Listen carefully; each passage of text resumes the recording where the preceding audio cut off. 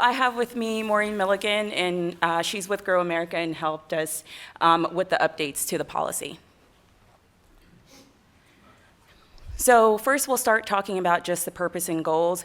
We'll talk about the incentives that we're retaining, and then we'll also talk about the modified and new incentives as well. And then there are some particular areas of feedback that we would love to hear back from y'all.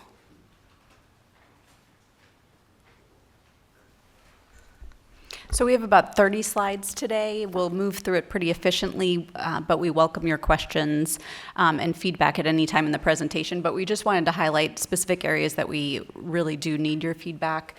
So you're going to hear us talk about specific sector, specific industries that are going to be targeted, and based on the information we provide and your knowledge of the local economy, we want your feedback on whether those sectors are appropriate. The same thing with focus areas. We'll walk you through proposed focus areas of where additional incentives might be targeted and need your feedback there. And then we're going to walk you through, we're going to give you a table of all of the existing policies and programs, but some are being modified and some are new, and we need your input, especially on those proposed modifications and new incentives. So there are three main goals of this policy update. One is what we absolutely need to do by state law, so we want to make sure that we're updating specifically your tax abatement policy, which state law requires to be updated every 2 years. And then two is really the big part of the discussion today is, does the existing policy align with economic realities in Lewisville today, as well as the City Council's priorities? Because there's a limited amount of incentives, especially when we're talking about direct financial incentives that can be offered, and we want to make sure they align with your priorities. And then goal 3 is just to align the policy so that if a user does pull up your full policy, that they can walk through it and understand what your priorities are, how they apply, and how difficult or easy it will be for them to obtain those incentives. So as I mentioned, there are two real reasons why we would be updating the policy today. One is you have a tax abatement program, and state law requires your tax abatement program to be reauthorized every 2 years, so you need to do that this year. Also, state law requires that you have an adopted economic development program for you to be able to enter into other Chapter 380 incentive agreements. So we need to do updates every once in a while as required by law. But then you want your policy, you want your priorities to drive the policy. You want the city to be in the driver's seat when it comes to economic development.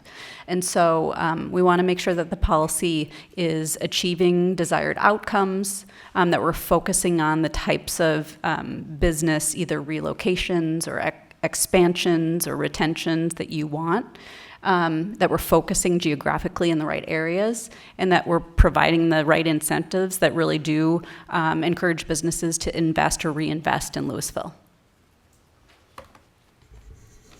Okay, so I'm going to spend a little bit of time on this first bullet point here.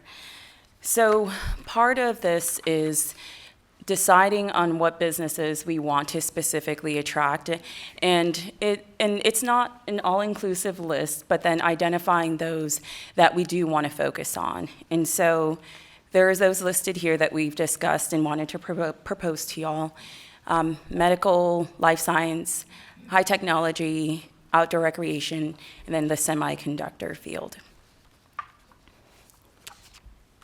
So it's really based on kind of those three principles that are listed there.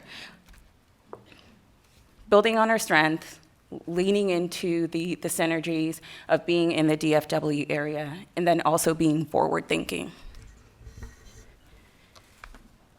So with the building on our strengths, most of these uses already exist in Lewisville, with the exception really of the semiconductor field. So we are really just strengthening those clusters that we already have and just focusing more on those industries to bring them here. And then that second bullet point talks about capitalizing on the synergies in being in DFW. So we can continue to try to attract those bigger businesses, but as you know, we're probably about 95% or so built out, so that gets harder and harder each year. But what we can continue to do is try to attract businesses that also support the wider DFW economy. And so one of the things that also note is that, so I took a look at the Dallas Regional Chamber of Commerce. They issue a economic development guide each year. And that has a lot of information for us. And one of the things that I gleaned from that, the different categories that are listed here. So between the semiconductor, high tech, and healthcare services, as well as life science, there was over 860,000 jobs in the DFW area. So just plugging into the regional network that is already here, creating well-paying jobs, and then also being so close to the airport, capitalizing on our location as well. And that last point is talking about being forward-thinking. And so I'm going to take a little time to talk about the new area, the semiconductor industry. So semiconductors are a subset of advanced manufacturing, and it focuses really on designing, fabricating, and packaging basically tiny chips that power modern software or modern electronics. So just to give a little background, the Tech Hub program was created through the CHIPS and Science Act to strengthen the U.S. leadership in critical technology. And so back in 2023, the U.S. Department of Commerce Economic Development Administration, they designated 31 regions nationwide as federally recognized tech hubs based on their potential growth in high-tech industries to create jobs and increase regional competitiveness. And there were a few reasons for that. There are a few reasons why they thought it was necessary. And one of those reasons was because of the supply chain vulnerability.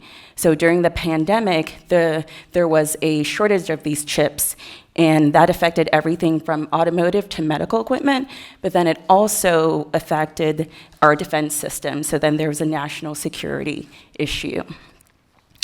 But it's also based on a foundation of upskilling, and which will also enhance the global competitiveness and then create sustainable high wages.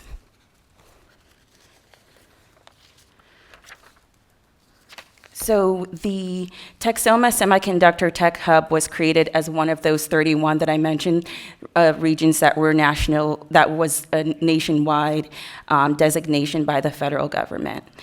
And I'm going to talk a little bit about that for a moment as well, because that's also key to why we believe that this was good to add to the policy. So the Tech Hub for the Texoma Semiconductor Tech Hub, which is for our area, is about 19 North Texas counties, and then it also includes 10 in southern Oklahoma. And it includes over 85 public and private members. So here's the list here, and as you can see under the local and regional government, City of Lewisville is there. So what we did was we just submitted a letter just to say that we were interested in joining the local government, to the local government portion of this. And so what that does is that it basically ensures that Lewisville has a seat at the table. So with partnerships, with potential federal funding, workforce initiatives, and so on. And recently, the consortium applied for about $50 million in federal dollars and to advance the semiconductor industry across our region. And they anticipate that they're going to hear back in summer of this year. So those are also some of those reasons why we thought it would be great to add to the policy. So ultimately, what we're trying to do is strategically position ourselves to target industries that are positioned to sustain through growth through AI and technology, and industries are projected to continue expanding and representing long-term high-wage economic opportunities for Lewisville. So I said a lot. So I'm going to stop. I'm going to stop there and get y'all's feedback on that first bullet point.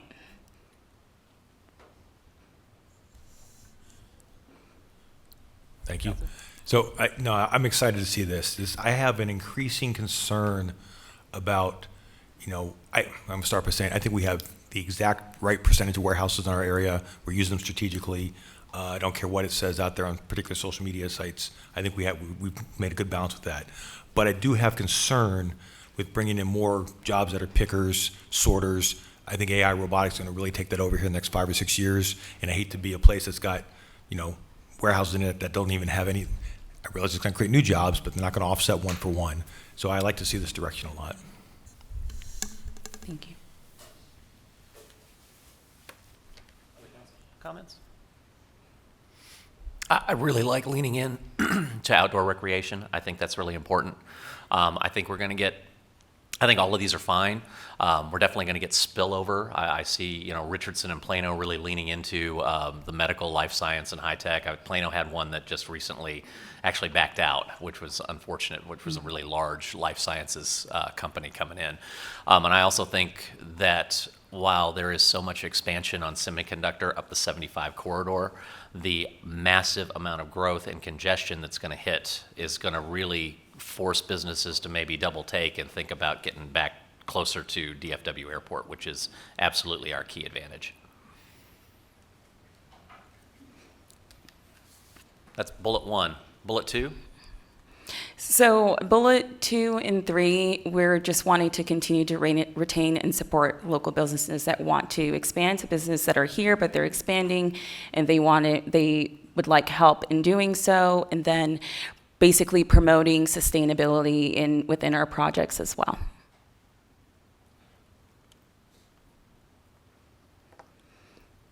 So we'd also like to talk about some of our focus areas. So these are the areas that we have identified right now to encourage development and redevelopment in Old Town, I-35 corridor, and then the Business 121 corridor. And so as we go through the presentation, you will see references to the city focus areas and to those sector-specific industries, as well as it relates to certain incentives. So feedback on the target areas. Council? Real quick here. So I don't remember if it was last year or the year before, but I know we had a robust discussion about Old Town, and I think it was around, have we invested enough, and now is it self-perpetuating? Now do we need to continue to reinvest? I'm glad this is back up here because I do see some storefronts, more storefronts I'd like to see without shops in them. So I support the continued investment in that area, so I like that. And I think I'm going to make a distinction. I think the conversation around that last year really centered more around development dollars for building versus I think this is much more incentive dollars for relocations of business or establishments of businesses. So I think those are slightly different funding pots, which is why I'm supportive of this language. And I think I probably alluded to this earlier. I think that when we're looking at bullet point 2, talking about supporting local businesses, that's one thing. What the type of local business that's going to be located in Old Town is a completely different scale. And with costs being what they are right now, I really think that a lot of that is driving a barrier to entry into the market. I like to think that if we have a good incentive package for businesses to come in to Old Town or even Business 121, we're going to see some of that stuff. We're removing barriers for people, probably local people who live here, want to open a business, but they just can't come up with the capital to get in.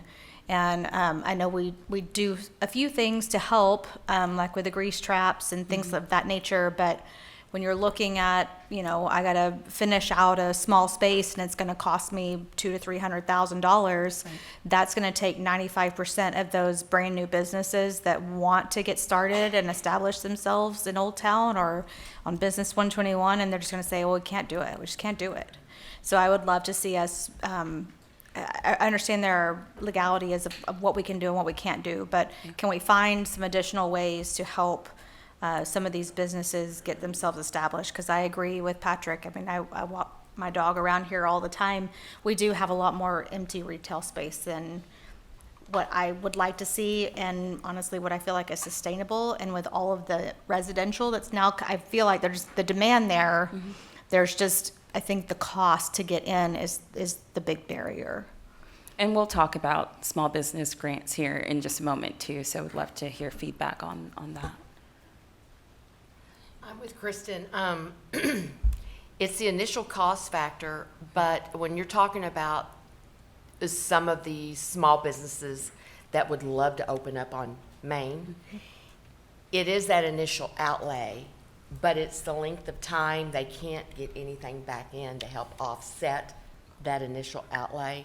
So I hate that we have some empty storefronts. I know there's not much we can do, but repetitive types of businesses is stuff that doesn't really bring a crowd in. It doesn't feed into the energy. Yep. And they're closed up most of the time, doesn't help. And as Claire mentioned earlier, we are still working with a retail recruitment consultant as well. We entered into a new agreement with a retail coach the last year. And so, yeah, we're always continuing those efforts. I know the businesses themselves are the owners of the properties. They're marketing them, but then we also, on our side, are trying to help push those properties. And when we go to those conferences and things like that, we bring the information about those available properties in Old Town and other places in Lewisville as well. Anything else on that? Okay. And then the last one is projects that directly relate to 2035 objectives and or actions when we get there. Yep. Okay, so this is a list of projects that the city will prioritize for certain businesses that align with one or more of these things. It's not an all-inclusive list, and it doesn't mean that they have to meet everything. This is just trying to include in the policy what is important to us. So diversifying local economy, creating those jobs, those sector-specific industries we talked about, the local hiring, businesses that pay an average wage or salary of at least $60,000 annually, but no less than the Alice wage threshold for a single individual in Denton County, which Maureen is going to talk a little bit about on the next slide.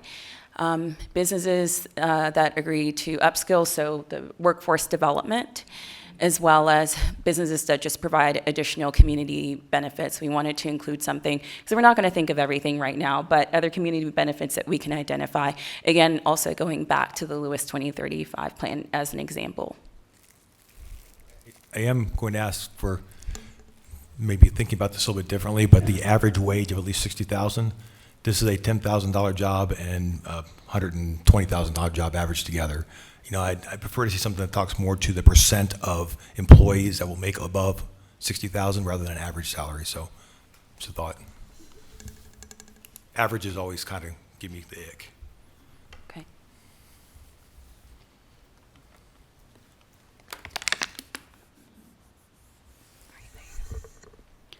So my understanding is that you've talked about Alice a little bit before, but because we'll be addressing it in some of the incentives, just wanted to do a quick review. So an Alice household is asset limited, income constrained, employed.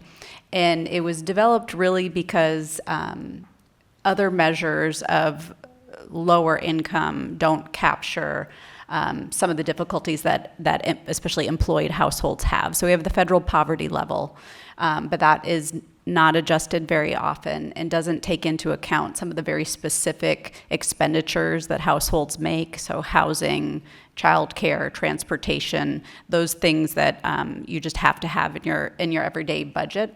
And so you'll see when we talk about tax abatements that we're proposing not just an average salary, but also a salary floor. And so the Alice wage would be used as the salary floor.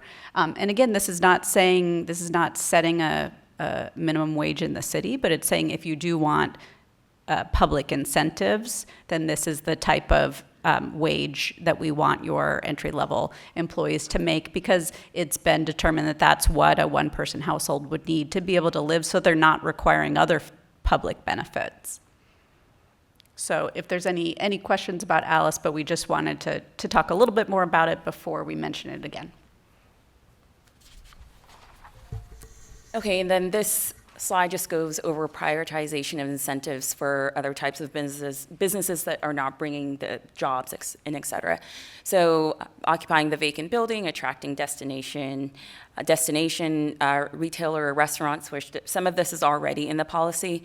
Corporate location, relocation, again, you see project is located in city focus area that we defined earlier in the presentation. Development of a multi-tenant commercial property, so that is like your Lakeland Plaza, for instance. Relocating non-conforming uses out of Old Town, again, something that we have done in the past and would continue to do. Making public-private partnerships for master plan developments, incorporating sustainability into the project. And then this last bullet point, I'll also take a moment on, which is it involves substantial rehab of multifamily residential properties and includes affordable housing units. And so, as Claire mentioned earlier, we have been pursuing rehab projects, and we just have not had a whole lot of luck with the NOFA. The response that we got back was that's not nearly enough money for a rehab project, in which we said, once we actually have a project, we'll do the underwriting, we'll figure out what it needs, we'll bring it to the council, and we can move forward from there. And so what we did at that point, we took that NOFA down. We actually restructured it to remove any references to specific amounts and just to keep it open so that, someone doesn't go into it with an idea in mind that it's never going to be enough or we won't be able to meet their needs. And so, but what we did was we kind of put that on the shelf, and we are doing some direct outreach to developers to see if we can get a response back on maybe some specific properties in Lewisville. And so we're waiting back to kind of see how that works out. But we intend on putting the NOFA back out there just to try again to attract rehab projects. So outside of rehab projects, we just wanted to touch base and get direction on the types of affordable housing projects types of multifamily projects that you would like to see come in front of you. So we are still reviewing. If someone comes in and says, hey, we want to do new construction of multifamily, and it includes affordable housing, is that something that you want us to continue to vet?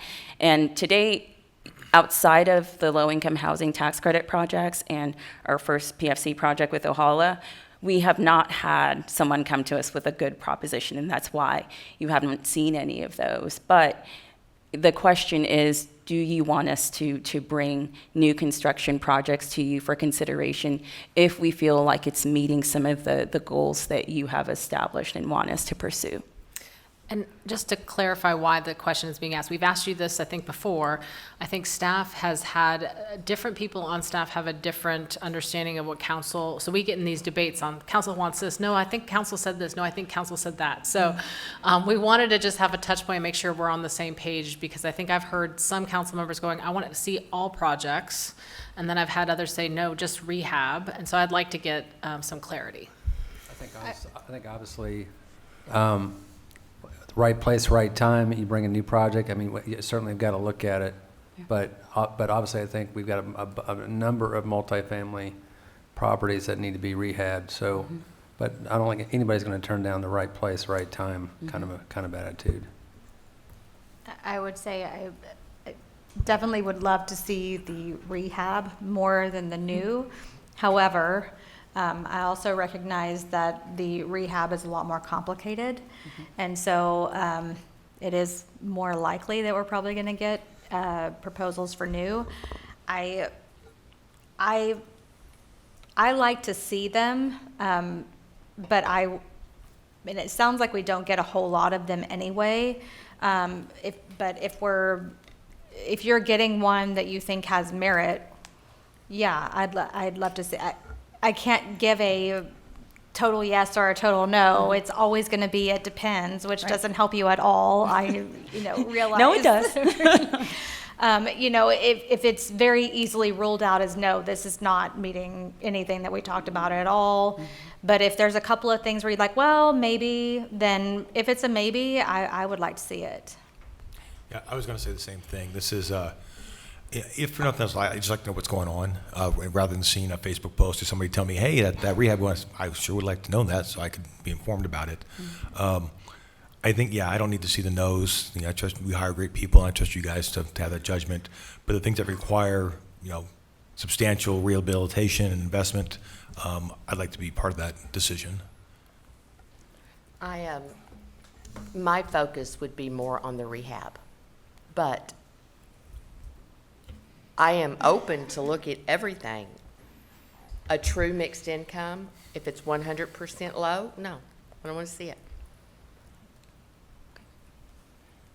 I would like to see more of rehab, but looking at the cost, it may not be cost effective.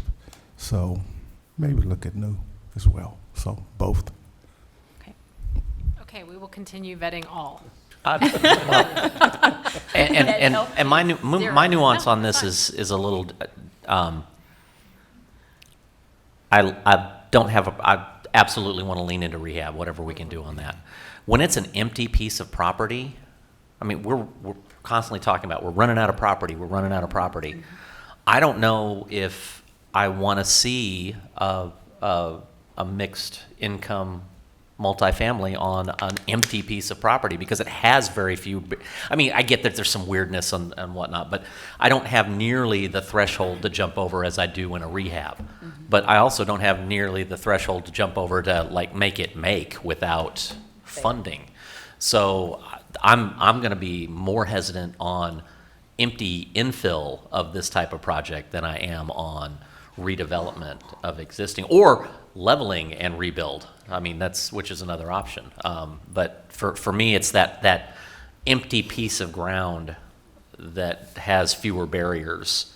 I don't want to spend so much of our time spending our limited dollars trying to get something that has fewer barriers off the ground. Does that make sense? Yes, I still think you're saying you're still open to considering, so you're interested in us vetting all of them, not just saying rehab only, but you have a preference of giving far less incentives, if not no incentives, on the empty piece of property, is what I'm hearing. Okay. I really think we got to find one project that we can get done and then get these developers excited about, okay, yeah, we can do this, and hopefully get this thing rolling. I mean, and William and I, you have the book. There's some interesting ideas in there that I think we might want to take a look at. Okay. Can I just ask, when we're talking about, you know, spending the time to vet, what type of staff effort, like what level of effort is required to do that? Because I want to make sure, I don't want to tell you go vet all of them if it's a really, really heavy lift that's bogging the department down. So we work with Neighborhood Inspection Services, with Ashley and Chris, and then we also bring in planning, especially when it is a vacant piece of property. We want to ensure that it's the proper use. So there are some that you all haven't seen, because it's just, no, there's no way that multifamily can go here. We would like other uses to be located here on our very limited pieces of land. But all that to say, now, it does not take that much of our time, because we know what questions to ask, and I pretty much have like an email template that I send out asking the AMI, the location, you know, if it's existing, like for rehab projects, are they increasing rents? What are the current rents? What are the proposed rents? And all these laundry list of questions. So I can tell really quickly if it's a bad project, and I will tell you the vast majority of what we get are bad projects. So we say no to them, because we're not going to increase rents. Like, that's not the point of this. And I think I've said this in other retreats where they say, oh, well, it'll be affordable in a few years because rent is going to continue to go up. So we can just increase it now, and then we're going to keep it here. And I'm like, no, that's not what our goals are. That's not what our priorities are. We don't want any projects that are going to increase rents. And so, all that to say, it does not take a lot of our time, because we've gotten really good at vetting them up front, and that when there are projects that do meet our objectives, we do bring them forward to you all. When it comes to staff time, I think we're fine. And just for folks that might be listening and don't understand, what'll end up happening is if they're buying existing multifamily, they'll buy older properties that are naturally occurring affordable, right?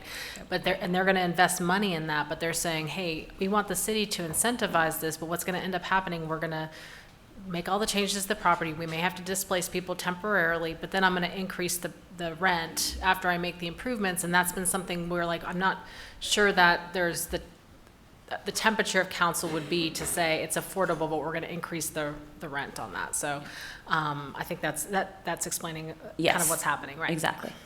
Yeah, I mean, my thought on that is, you know, I certainly don't want to, I don't want to displace people because, you know, they're coming in and they're making the place livable, and now they're pushing everybody out that can't afford to pay, you know, the increased rent.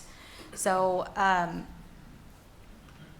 don't, it seems like there's a code enforcement I was about to- piece of that we could, I mean, because what really gets under my skin is when we have situations where we have multifamily that is aging and it is not meeting code, it's, you know, got fire safety issues, and they're just charging the same amount of rent as everybody else, even though they're not investing in the property. Yeah. And they need to get that up to code without raising Absolutely. everybody's rents. If they aren't meeting code, that's what our multifamily inspection team, and you heard Chris's numbers from earlier, like that's, every person deserves decent housing in Lewisville. Absolutely. So, it is not on us to provide incentives for them to then make That's it correct. decent. That's the So- point I'm making. Right. Yes. All right, anything else on that one? Okay. Okay, so this is just a summary of the incentives, what's citywide, what's in a focus area, and then we can also talk about some of those that may say citywide, whether or not we want those in the focus area. But the stars are the ones that we're really going to spend time going over, because the rest of what does not have a star next to it is the same. It's just our bread and butter, what we have continued to do through the current ED policy. So just going over quickly how we administer it. So usually it is on a reimbursement basis because we do not have a lot of upfront funds. There are exceptions to that, but that's typically how we structure them. We'll have written agreements, so the written agreements will have performance obligations. And then that last bullet point just identifies how the projects that are listed there may receive priority consideration in more favorable terms. So those are yours in your sector-specific industry, your city-focused areas, the projects that include sustainability and workforce development.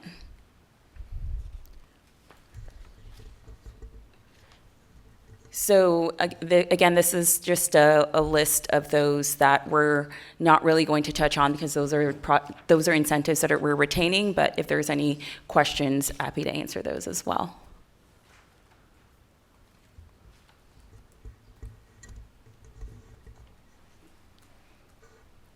All right, so as I mentioned, state law requires you to reauthorize your tax abatement policy every 2 years. And so for the most part, we're just recommending that you retain your existing tax abatement policy. In general, the types of businesses that will take advantage of this are your larger projects that have more of an economic impact. They have to meet at least 2 of the criteria that are in the table in the center bottom of the slide. And so you can see those numbers are high enough that it's a business that needs to have a pretty big economic impact to qualify for a tax abatement. And by state law, tax abatement can be no longer than 10 years. So we're proposing having the city have the flexibility that you've always had, that it could be up to 10 years.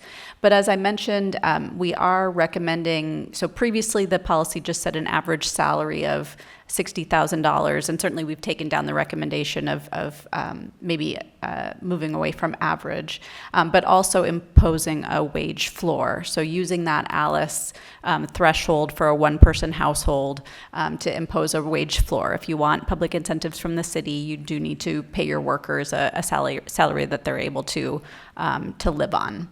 And so that's the only recommendation for tax abatement policy, and just wanted to get any feedback on that. think that's, I'm very supportive of that. Any other comments?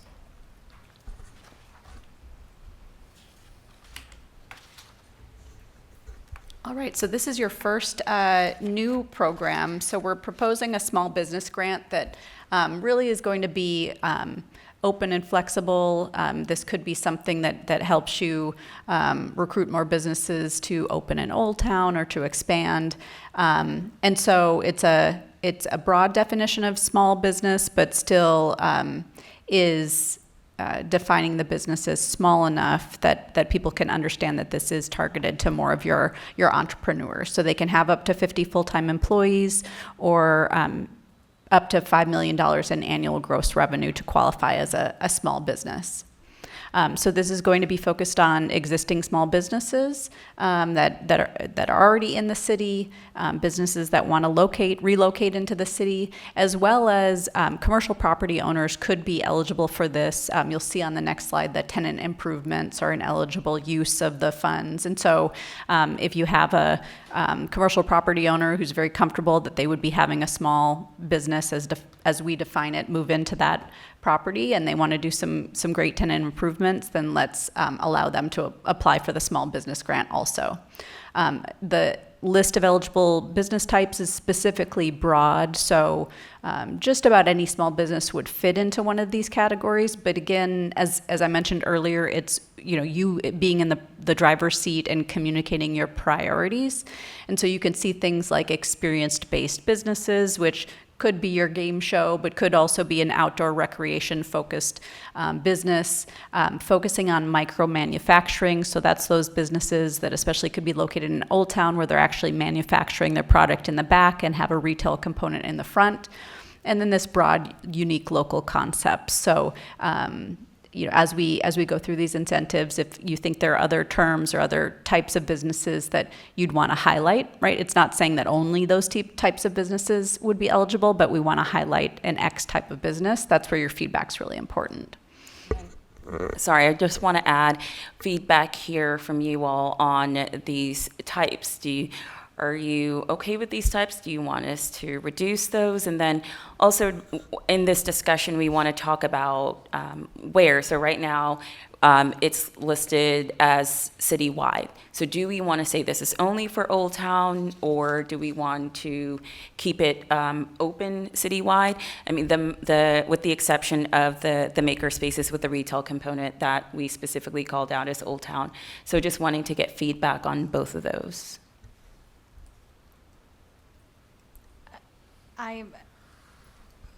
First question was, do we want to keep this just limited to Old Town? Yes. Right. Or other areas. It could be the city focus areas that we defined, or other areas that you all would like. Yeah, I mean, I think defining a small business as 50 employees and under, I certainly think that, I mean, that's, we could have businesses of that nature throughout Lewisville. Mm-hmm. I think if it's in an area that we have defined as a priority area for, whether it be in one of the gateways or Business 121 or Old Town, I would be supportive of helping establish local business and helping to remove part of that barrier to entry for local grassroots businesses. I think the second part of your question, did that answer that question for you? I think it makes sense to go beyond Old Town. So you're talking about priority. Like Are you talking about the whole city, the priority areas, or just Old Town?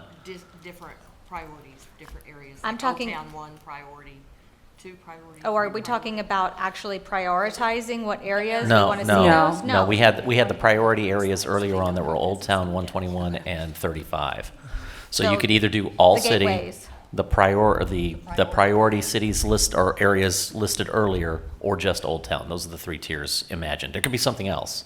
I mean, I'm supportive of the priority areas. Okay. The city focus areas, those three. Yes, Okay. yes, that's, Yes, that's what I was intending to say. Okay. So we're all clear on that. So Can I when you ask say, one other- sorry, go ahead. I was going to say one other clarification. You said grassroots, which I thought was an important distinction you were making. So like if I go and try to open a chain restaurant somewhere and I have I'm a mom and pop, but I'm opening a chain restaurant like a Jimmy John's. Is that something you're wanting, or do you want something that's like unique and independent? I want something that is unique, not something that is in anywhere USA. I don't know how to define that. Sorry, I made that more difficult for you. Yeah, I mean, Yeah, that would be a business like an H2O. It would be like a Bahama Bucks. I mean, those are small businesses that I can think of off the top of my head that are local folks, but they're a franchise type of operation. And I may not, I don't know all of the ins and outs of all of that, but I believe that when there's a franchise that's associated with a larger corporation, that they have their own incentives and financial mechanisms that they use to help get those franchises open. So I'm looking for businesses that are, really just homegrown. Somebody wants to go open, a little retail shop, a little dog bakery, that. Who's baking dogs? Not what I said, for the record. So, that's the sort of thing that I'm more interested So, in.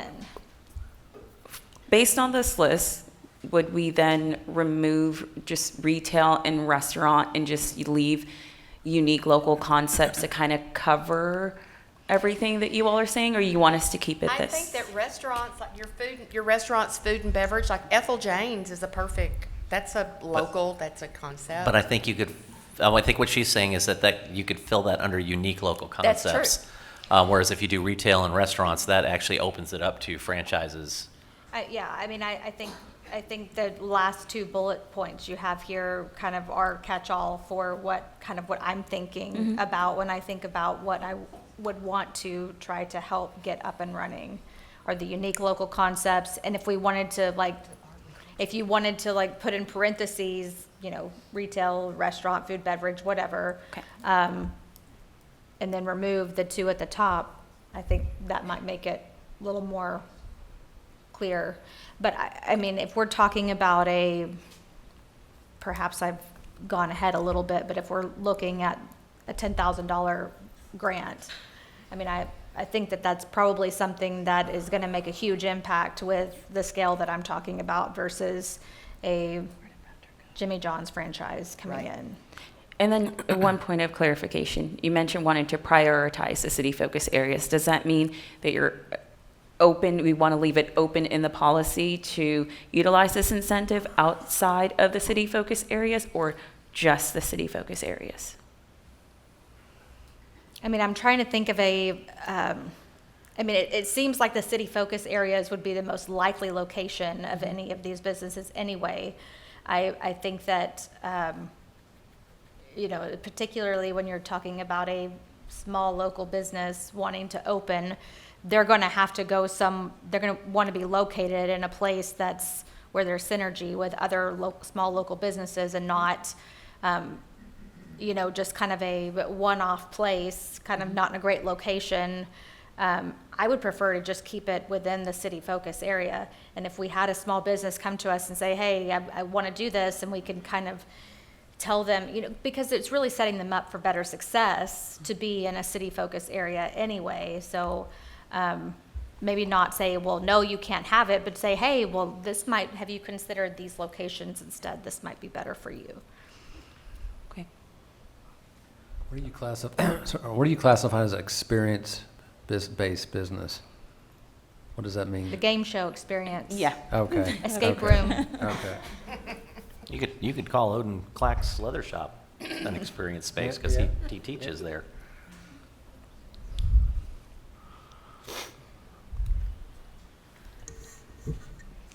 So we've already talked about it a little bit, but there are certain eligible expenses. So for tenant improvements, so that certainly would be a startup cost if the commercial landlord is not providing tenant improvements. That could help your local grassroots businesses open up, as well as facade improvements. If they wanted some unique signage and things like that, those can be quite expensive depending on what your signage is going to be. And then this is inside of a city focus area. You could also. Sorry, with the exception of, since what we just talked about, we would update this slide to reflect only city focus areas. Yes. In these two areas, yes. So activation of outdoor space. So especially if there was an ability to have outdoor seating for patrons, that would be an eligible expense, as well as equipment that would be essential to business startup, or if the business is expanding and needed to purchase some additional equipment.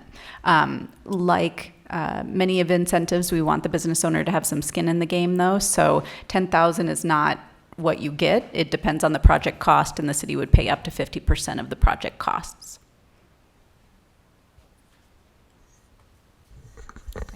Any feedback or anything else on this slide? So are there, I'm sorry, are there any parameters that would be put around this as far as the number of years they would have to be in operation or any of that? Or is this just we'll give it to you while you're making the infrastructure improvements, and then if you go out of business a month later, it's done? So I would say historically with, let's say, the grease trap and facade, they're not ongoing obligations. Once they're complete, we reimburse, the agreement is over. However, we can, if we include this in the policy, also require them to stay at that location for a minimum of a certain amount of years. I would like that, because I don't want to give incentives to somebody that's just getting their place ready to sell. I do want to, so we've had some authority under our code or under our policies to be able to do these types of grants. Not as specific as this. It is a risk, so I just want to make sure everyone understands. To bet on a small business startup, the failure levels of small businesses in the first year are very high. So this is, deciding where you're going to put that in key areas probably makes it a little bit more palatable. Having restrictions that say you have to be operating for a certain number of years, also more palatable, but understanding that if they go out of business, they are out of business. Right? They're not So going to it have is- the money to pay it back. Right. So this is there, especially when you talk about Old Town, there are barriers to entry and we've seen this in other areas. We're seeing, at first we were kind of like, this is, other downtown areas, kind of like Old Town, are giving incentives, tenant finish out incentives. And we've never done that because we're like, what if they go out of business, and then are we gonna chase after them? Like, are we gonna sue them? Like, what's the plan to do that? But we know that other areas are taking away that barrier. So I just wanna make sure we can put that in saying you have to operate for a certain number of years, just realize there's risks associated with all of us. Well, there are two examples, and I'm not talking about necessarily them going out of business and going bankrupt, okay? I'm talking about the two examples, one in Old Town and one on Main, that after they got their facade and stuff, they sold. That's what I do not like. And if they turn around and sell their property, they owe the city that money back. Yeah, and we have had. They don't need to up their equity through tax dollars. We have had, especially if we give them an incentive like that and they sell, we've been successful in getting that money back. The benefit and why we've done grants for facades is that it's attached to the building, right? So like, it is an improvement to that building. We'll get conceptually increased tax dollars because of the improvements to it. Tenant finish out, if you have a brand new, if I'm finishing it out for a cute, like, little girl bow making retail establishment, and then they leave and a bar comes in, all that finish out is going to be gone. So. I would say given the nature of the, like Old Town, for example, the nature of those retail spaces are designed on purpose to be flexible. And so with every tenant that comes in, the tenant before them, whatever improvements they made to that space it has to be taken out and redone, because the businesses are, unless it's the exact same business. Right. But there's, the likelihood of that happening, a restaurant, a lot of times you're gonna get another restaurant going in that space, but a lot of these other different types of businesses, really, it is a throwaway. Once they invest in that interior finish out, it's really no good to anybody but them. So, when we're talking about giving a tenant $10,000 to help them finish out their space, they're just leasing that space. I don't want to go after, if they get in and their business fails, I don't want to go after them for that money. But I agree, I didn't even think about what you're talking Yeah. about. Two different areas that it because didn't we- involve tenant improvements. Because we are talking about developers being eligible to do this as well. So, but again, if a developer finishes out a space for, without a tenant in that space, does that really add to the value of the building? Because they still have to find a tenant that's gonna actually be able to use whatever value has been put into. So I don't know how likely that would be to happen, but I don't want the scenario you're talking about to happen with taxpayer dollars. And I was going to say, mostly we're addressing these things in the economic development agreement where there's terms for repayment. So I would say we would have repayment requirements regardless, even if it's a small business, like we would have those repayments. Like, Yes. unless we're just giving a grant and not, but it would always be, I think it behooves us to have that in there regardless. If we had an option to forgive the loan or not, you know what I mean? Like, And also, some things are uncollectible at the end of the day. If a business goes out, sometimes you just can't collect it. yeah, and I certainly don't want to waste anybody's time chasing down, trying to squeeze juice out of an onion. Right.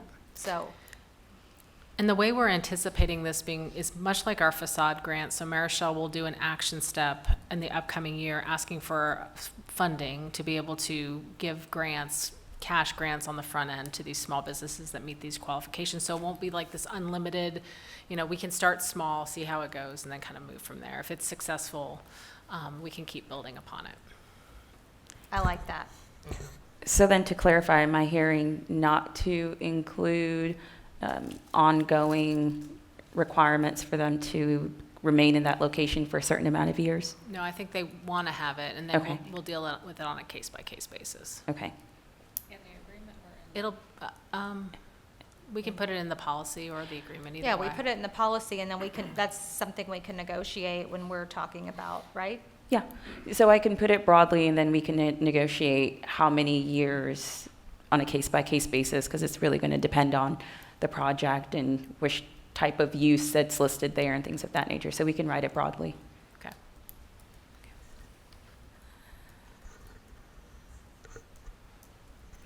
And I do believe for both the mural grant, which we're about to talk about, and the small business grant, there also is a double dipping provision. So the business couldn't get that grant more than one time in 7 years. So if things were going really well and you're expanding, that's great, but we want to use the funding for other businesses that might need that leg up to start.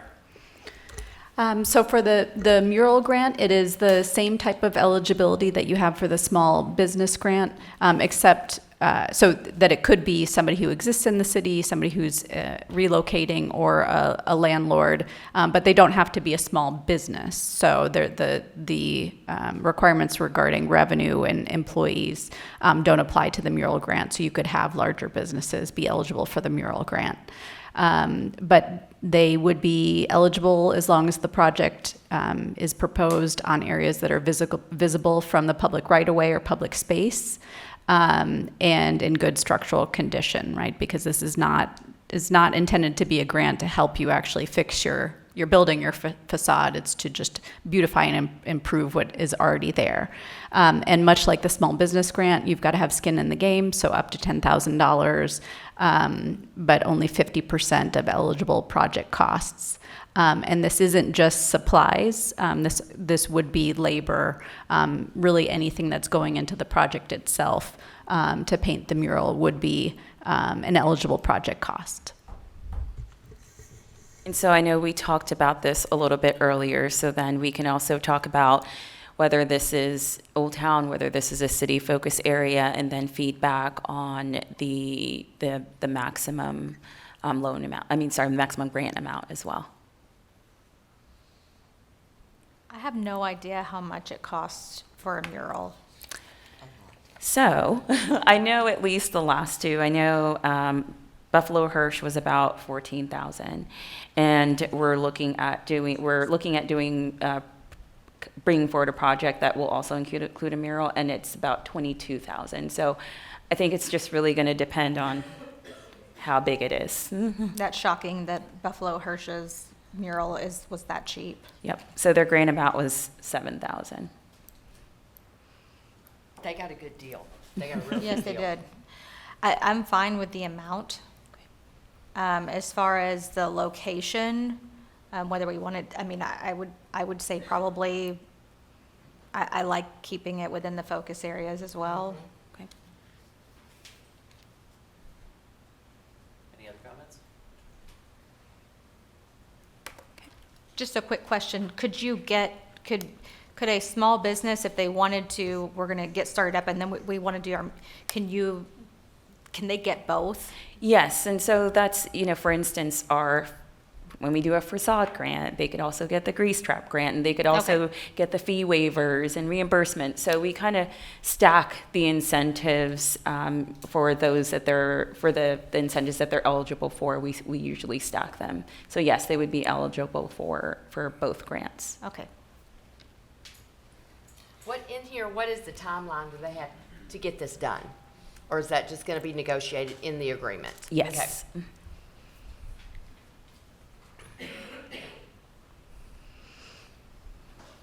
Okay, so moving over to facade, we're not making any changes to the Old Town facade incentive program, but we are adding the Business 121 corridor facade improvement program. So it could be a business that's currently there or intends to, or it could be a developer that is improving the commercial space. And the Business 121 corridor plan, this is one of the goals to enhance existing commercial centers through adaptive reuse and redevelopment efforts, and that included incentivizing commercial centers.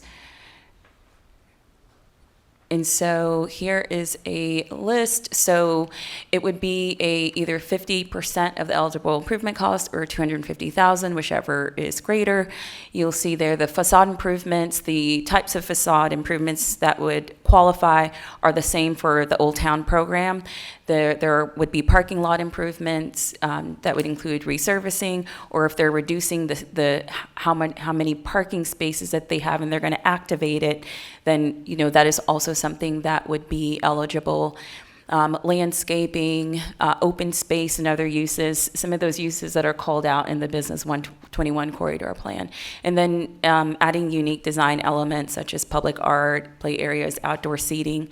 And I think it was probably a couple fiscal years ago, we had funds approved by the council set aside for this purpose. So it's about $500,000. So I included there to be able for the city manager to authorize to go up to the $500,000, because that is a whole pot of money. And what I anticipate is if we have a really big project like Lewisville Plaza, that would probably be done in one project, right? But then there is a scenario where it's just maybe a couple other businesses, into smaller businesses that would qualify, and then we could stretch the funds. But just in case we do have like one big project that comes in.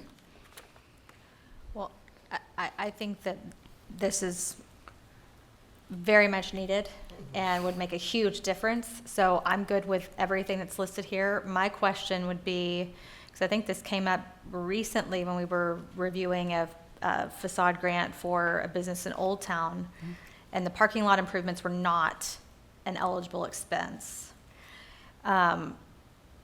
I'm fine with it being on Business 121 corridor. That makes sense. There's a lot more parking lots there. Right. I also think maybe I'd be interested in helping. We do have a little bit of that in Old Town where there's some parking lots that are in really bad shape that I would be fine adding that bullet to the facade improvement program for Old Town as well. Is there a code requirement that my parking lot has to accommodate vehicles that are not 4x4s? Don't go there. What are you complaining about? You have a teeny tiny little car. Well, I'm just curious do we have any capacity to require that a parking lot actually meets some sort of base standard? Because there are parking lots that I could lose my car in. Oh, I see what you're I see saying. what you're I thought saying. you were talking The about the size of infrastructure parking the parking lot, spaces, We have minimum standards on. Right. depth and on the regard. condition Yeah, of so a we private have- parking lot. Yeah, so our code has requirements for spacing, for spaces. But No, but he's not asking for about pavement quality. condition. Oh, payment quality, absolutely. Okay. Yeah. We do. Yeah. Yes, and we write It's empty tickets anyway. for Okay. that, yes. Okay. But if to you know. if you see one you really want us to go after and you think there's a violation, we will definitely go check it Well, out. I don't know if my car is the proper metric for that, but we'll see. Sorry, I wasn't understanding It what could, you were saying. it could fall I got into a it now. pothole, you know, his car.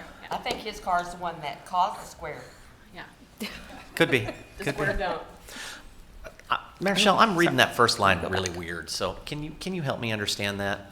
50% of eligible improvements or 250,000, whichever is greater. So I'm going to pay up to. I will take any project up to $250,000 and I'll pay it. So yes, it could be up to, it could be more than the 250,000, but what we could do is we could structure it similar to some of the other programs we talked about. We could just say 50% of the eligible cost, but no more than 250, if you Yeah, because prefer. that's most of what I've ever seen is it's setting a cap on the dollars, and this sets a floor. Gotcha. So I'm not, and I don't care. I just, it's so weird. I don't really recall seeing a structure where it That's sets a probably floor. supposed to say whichever is less. Okay. I had the So that's same what I thought. thought, yeah. I was like, am I reading that right? Yeah. Yes, so I think it's supposed to say whatever is less. So if, with Okay, that so- change in mind, which would you prefer? Yeah, so is the question, are we going to set a $250,000 cap? Or With are we the going to set a exception- $250,000 floor? With the exception of the city manager being able to. Yeah, with Right. the exception of the city manager piece, which I don't have a problem with that. I mean, the 250, I was reading that as a cap. Yes, it not- should be a Not cap. as the floor. It should be a cap.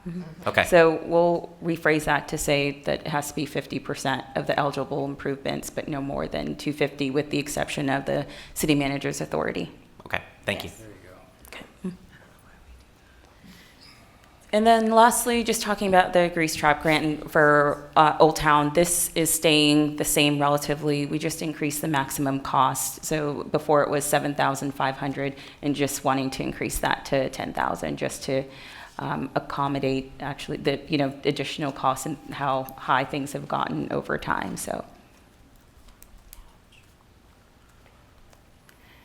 And that's all we had, unless you guys have any other questions. One comment I had is we desperately need lighting on the south side of Main Street on those businesses. I don't know if we can prioritize areas down there, but, every time we have First Friday, it's like dark, it's completely dark over there. On the north side, it's got way more lighting. So it kind of limits the area that these folks can use. Yeah, we've heard that before. We'll look into it. The issue is, I think the lighting is the same on both sides, except for the businesses on one side have more lighting. So it's, we're happy to provide, I don't know if lighting can also be included in the facades. Yes, that's so what I was Yes. asking that. yeah. Right, so, we could reach out to those businesses and specifically say, like, we've got money that we can assist if you want to add, and we could be more proactive about that. All right. We good? Yep, thank Okay. you. We're going to take a 10-minute bio break, and then we will return.